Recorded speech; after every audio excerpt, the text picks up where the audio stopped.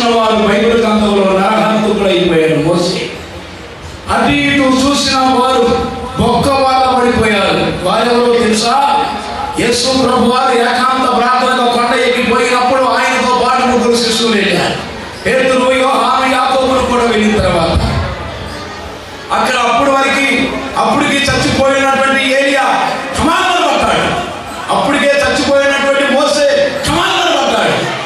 అప్పుడు వరకు యేసయ్య వైపు చూసే వీళ్ళు మోసే వైపు కాసేపు, ఏలియా వైపు కాసేపు చూస్తాం ప్రారంభించారు.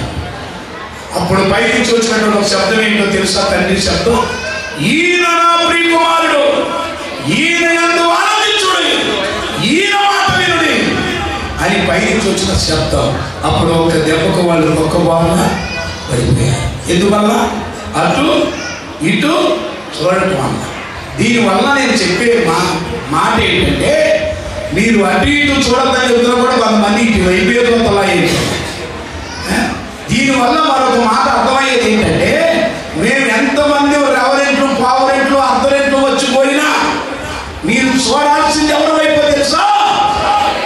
శామయ్యగారుల వైపే. చెప్పబడతారు దైవదాసురాలు గారుల వైపే. దేవునికి స్తోత్రం. దైవజనుడైనటువంటి కుమారుల వైపే. మరి ఈ రాత్రికాల ఈ యొక్క మంచి ఉదయకాల సమయంలో దేవుని వాక్యంలో ఉన్న చాలా మర్మం తెలుసుకొని గ్రహించడం మన ధర్మం, తెలుసుకోకపోవడం మన కర్మం, తెలుసుకుంటే దేవుని పనులు ఉన్న విరామం, అడ్డొస్తే వదులుతాం సాధనాలు చరణం. చెప్పబడతారు. మరి మీరు ఎందరందరూ ఎన్నెన్నో పాటలు పాడారు. మరి నేను కూడా ఒక పాట ఖవాలి వారి భాషలో పాడతాను. ఖవాలి ప్లస్ ఉర్దూ భాషలో నేను ఒక పాట పాడతాను. మీరందరూ ఎంత రాకపోయినా వచ్చినా రెండోసారి అయినా నూరులన్నా ఆడించండి. అంతేగాని మైండ్ ఆబ్సెంట్, బాడీ ప్రెజెంట్ కూర్చోవాలి. ప్రతి ఒక్కరు కూడా యాక్టివ్గా ఉంటాం. దేవునికి స్తోత్రం. నా చెప్పాడుగా దైవజనుడు, నవ్వటం ఒక యోగం, నవ్వించడం ఒక భోగం, నవ్వలేకపోవడం రోగం. చెప్పబడతాను. అసలు నవ్వు అనే పేరుకి అర్థం కలిగినట్టు ఎవరు? ఇస్సాకు. చెప్పబడతాను కదా. నవ్వటం వల్ల ఎంత ఆరోగ్యము, నవ్వటం వల్ల ఎంతో వ్యాయామము. అలా అన్నామని నవ్వేటప్పుడు నవ్వండి, ఏడ్చేటప్పుడు ఏడవండి. చెప్పబడతాను. అంతేగాని ఎప్పుడు నవ్వుతూనే కాదు, వాక్యుని నచ్చేపు నవ్వుతూ ఉన్న మొక్కలు మార్చుకుంటుంది. కలకల్లా చివరి ప్రార్థన అన్నప్పుడు కన్నీరు గార్చి ప్రార్థన చేద్దాం. దేవునికి స్తోత్రం. మరి పాడదామా? అనండి. పాడు అనబాకండి, పాడదాం. ఓకేనా?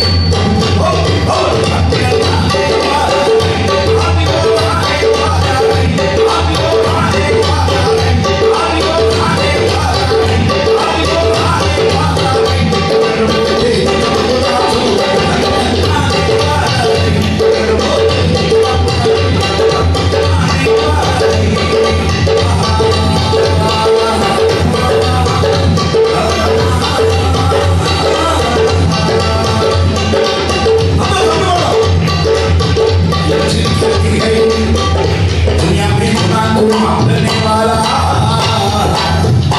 किसी को सिवा कोई नहीं। खुदा बंदी सुमति को मान लेता है, खुदा बंदी सुमति को मान लेता है। आज वो आने वाला है, आज वो आने वाला है, आज वो आने वाला है, आज वो आने वाला है। चमकता चमक अंकल आने वाला है।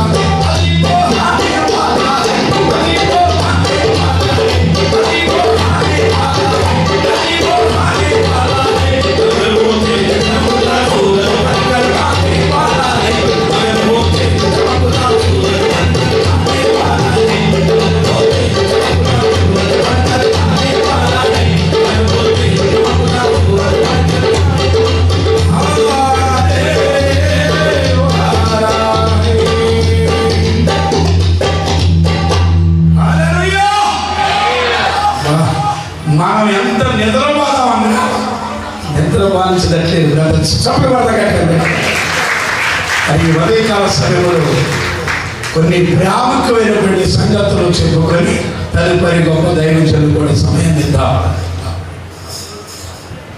దేవుని వాక్యములో ఉన్నది చాలా మనము తెలుసుకొని గ్రహించటం మన ధర్మం, తెలుసుకోకపోవటం మన కర్మ.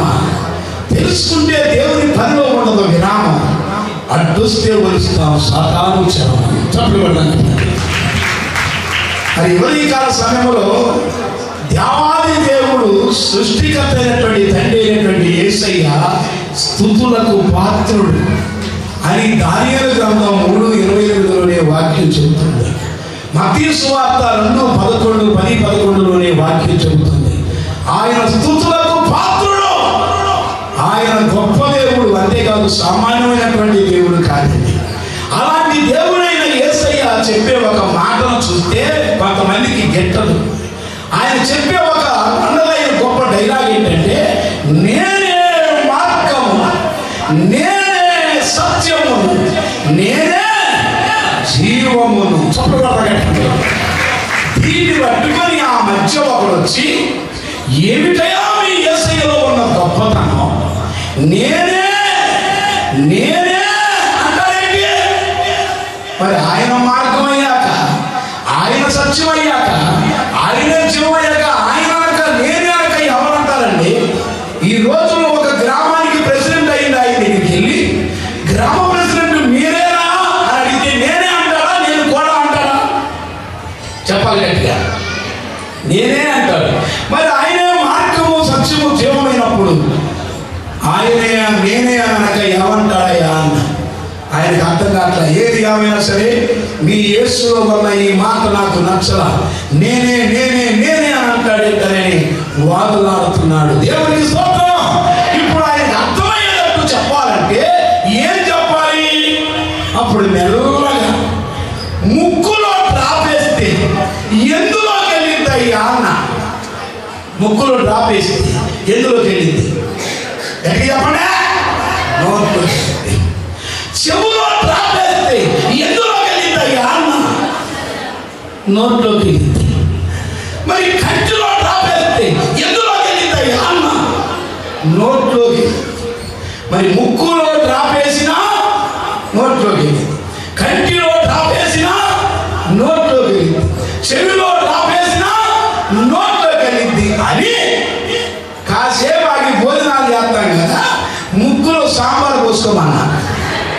నోట్లో వెళ్ళింది కదా, నోట్లో వెళ్ళిందిగా, నోట్లో వెళ్ళింది ముక్కులో పోసుకోవాలంటే అదెట్టా?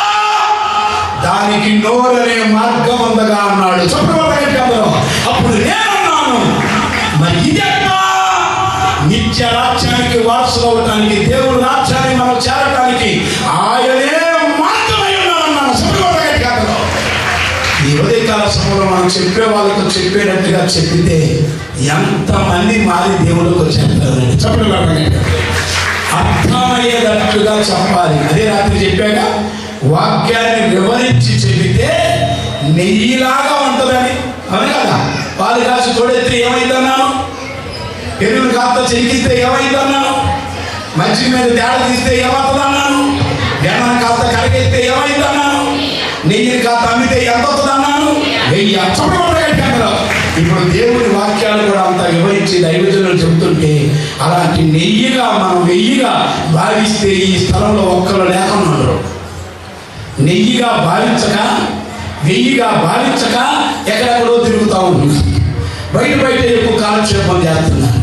ఈ స్థలంలో ఉంటే దేవుని వాక్యం ఎక్కడ ఎక్కిందో, ఎక్కడ లోపలకు పోయిందో అని దూరంగా ఉంటున్నారు. జాగ్రత్త.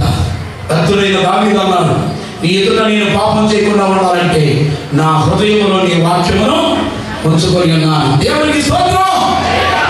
మరి ఇప్పుడు వరకు మొన్న రాత్రి వరకు నుంచో ఇప్పుడు దిద్దుకుంటున్నట్టున్నారు. మనం చదవబడిన వాక్య భాగంలోకి వెళుతుండగా హెబ్రీయులకు రాసిన పత్రికలో 9వ అధ్యాయంలో 10వ వచనంలో ఏమనుంది? ఇది దిద్దుబాటు జరిగే కాలం. చెప్పగలరు. ఏ కాలం?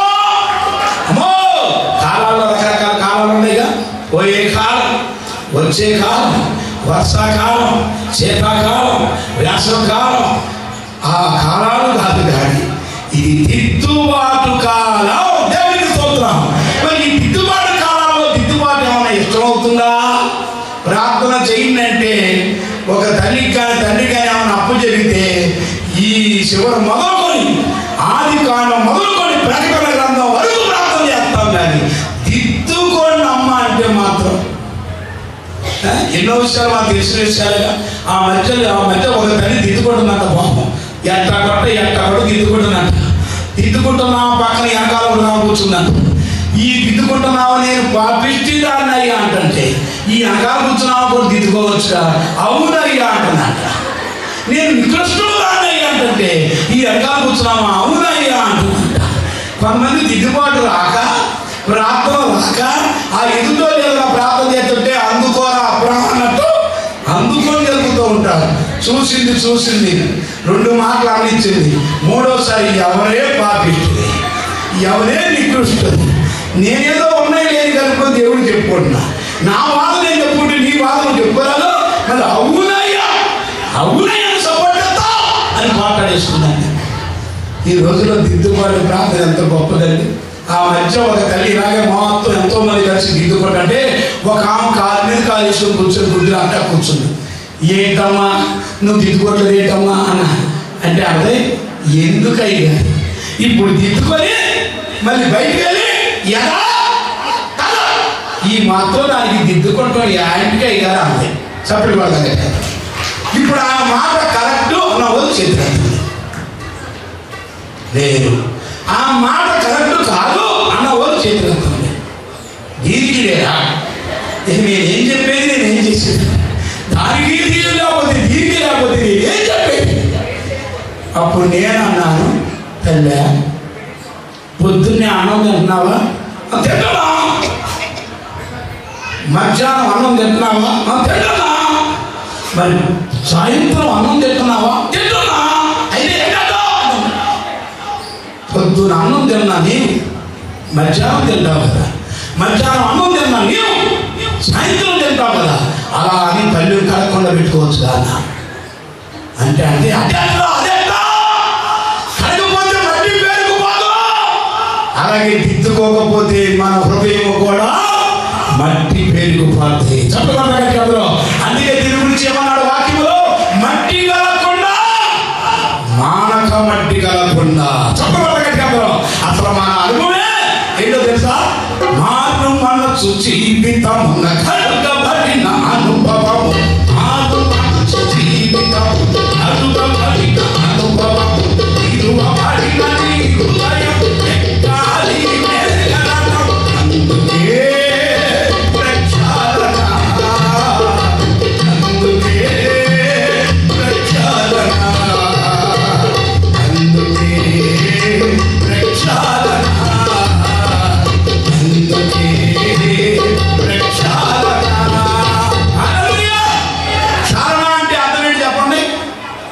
వెనకబడుట.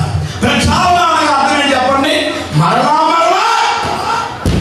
దినము దినము దిద్దుకునే అనుభవం మన దైవ స్వరూపి సహవాసం ఉంది. చెప్పడం అంతేకాదు ఒక వెన్నతో పెట్టిన విద్యార్థులు ఈనాడు మీ ముందు నేను ఈ విధంగా నిలబడటానికి కారణం కూడా ఆ దిద్దుబాటే. శాంసన్ గారు నేర్పిన ఆ దిద్దుబాటే ఈ రోజుకి అనేక చోట్లల్లా కూడా నన్ను బలంగా వాడుకుంటుంది. దేవునికి స్తోత్రం. మరి దిద్దుబాటు నీకు చెప్పగట్టిగా ఏదైనా అసహ్యంగా ఉండలేదు, కానీ దిద్దుబాటు అనే వాడికి అసహ్యంగా ఉంటుందా లేదా? ఎక్కడ లేని తలనొప్పి వచ్చేస్తుంది, ఎక్కడ లేని గుండెనొప్పి వచ్చేస్తుంది, ఎక్కడ లేని బలహీనత వచ్చేస్తుంది. ఆత్మసిద్ధమే కానీ శరీరము బలహీనమైపోతున్నాయండి. దిద్దుబాటు అంటే చాలండి. ఆ మధ్య కాలంలో మా అమ్మగారు కూడా దేవుని నమ్ముకొని నా కొరకు ప్రార్థన చేసి బ్రతికించుకున్న తల్లి. ఆ తల్లి ఒకరోజు శాంసన్ గారు ఇంకే పాటలు చదివిస్తున్న దినాలలో అయ్యా తలపతలైపోతున్నాయ్యా వచ్చింది. అప్పుడు ఏం చేయాలి? అయ్యారు నెత్తి మీద చెయ్యేసి ఒక దెబ్బకు కుంగదీయాలి. ఆ మందిలో ప్రార్థన చేసుకో అన్నారు. మేము అన్ని జరగడం కదండి, మాకు అర్థం కాక నాకైతే ఎక్కలేని కోపం వచ్చింది. మా అమ్మ అంటది, అయ్యా కోపం రాకూడదు, అయ్యగారు చెప్పిన పాయింట్ ఉంది, పలా మందిరంలోకి వెళ్ళి ఆ మందిరంలో వాక్యాలు అయ్యగారు చెప్పిన వాక్యాలను బట్టి తీసుకోగానే దెబ్బకి తల్లెప్పి చేతితో తీసేటట్టు పోయి బయటకు వచ్చేసింది. అలాంటి అనుభవాలు నేర్పేవారండి. మేము ప్రార్థన చేయడానికి మీ దగ్గర ఎంతకాలం ఉంటాం? ఇదిగో ఈ వాక్యం ప్రకారం ఎందుకో దెబ్బకి తగ్గిపోతుందని చెప్పిన పాయింట్ మా తల్లి పాటించిందండి. చెప్పబడ్డాయి. ఈ రోజున నేను అలా విరామం లేకుండా తిరుగుతున్నప్పుడు కూడా ఆ దైవజనులు భార్య పాటించి నేను సేవకుల కొత్తలో కూడా ఒకే ప్రార్థన చేసేది నా కోసం. ప్రార్థన చేయమ్మా అంటే ఏం చేసేదో తెలుసా? అయ్యా నా కొడుకుని వాడుకో వాడుకో వాడుకో. వెనకాలకి వెళ్ళి అబ్బా ఏం ప్రార్థన అది, వాడుకో వాడుకో అంటే క్షణం తీరుగా వాడుకో అంటే 4 బంగాళాలు ఇమ్మని చెయ్యమ్మా, 4 కాళ్ళు ఇమ్మని చెయ్యమ్మా, 4 ఎకరాల పొలాలు ఇమ్మని చెయ్యమ్మా అంటే అనేది మనది అనుభవం కాదు, ఆత్మలు సంపాదించే అనుభవమే. నేను అని వాడుకో వాడుకో వాడుకో వాడుకుంటా వెళ్ళిపోయిందండి. చప్పబడ్డాగట్టి. అందుకే ఆ తల్లి ప్రార్థన ఆలకించే ఈ రోజు అనేక రాష్ట్రాల జిల్లాల ప్రదేశాలు మొత్తం వాడుకుంటున్నాడు విరామం లేకుండా. చప్పబడ్డాగట్టి అందరూ ఆ తల్లి చేసిన ప్రార్థన వల్లే 2 కాళ్ళు 2 చేతులు పడిపోయి చచ్చిపోతాడని పందాలు కాసుకున్న వాళ్ళతో అందరూ కూడా నన్ను లేపి నిలబెట్టి ఇప్పటి వరకు బ్రతికించేది కూడా ఆ తల్లి చేసిన ప్రార్థన. నాడు దైవజనురాలు రాణి గారు శాంసన్ గారు చేసిన ప్రార్థన. చప్పబడ్డాగట్టి అందరూ మరి ఈ రాత్రి యొక్క ఉదయకాల సమయంలో దిద్దుబాటు ఎందుకు చేసుకోవాలి? ఇర్మియా గ్రంథం 3వ అధ్యాయము 7వ వచనం సుప్రభాతుగా చదివితే మీరు నేను సుప్రభాతుగా ముగించేస్తా. వెనకాల ఎప్పుడా ఎప్పుడా ఎప్పుడా ఎప్పుడా అని చూస్తున్నాడు మా మాజీ పెద్దల గుండె మీద బాబుజీ గారు. చెప్పబడతాగండి అయ్యగా కూడా ఇంకా అనుభవిద్దాం. దేవునికి స్తోత్రం. సుప్రభాతుగా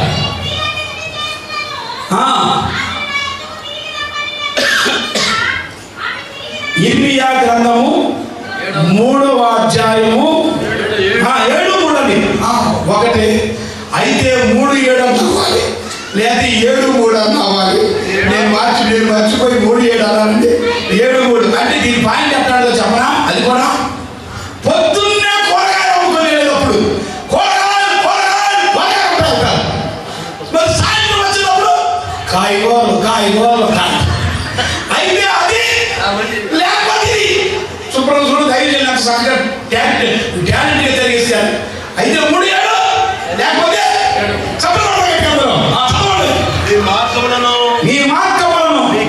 మీ క్రియలను దిద్దుకొనుడి. ఏంటి దిద్దుకుంటే? చదవండి. ఈ స్థలము యెహోవా ఆలయము, ఈ స్థలము యెహోవా ఆలయము, ఈ స్థలము యెహోవా ఆలయమని మీరు చెప్పుకొనుచున్నారే. మోసకరమైన మాటలు ఆధారము చేసుకొనకుడి. ఇర్మియా గ్రంథం 7:3 పూర్తి చేయండి అయ్యా. నేను మిమ్మును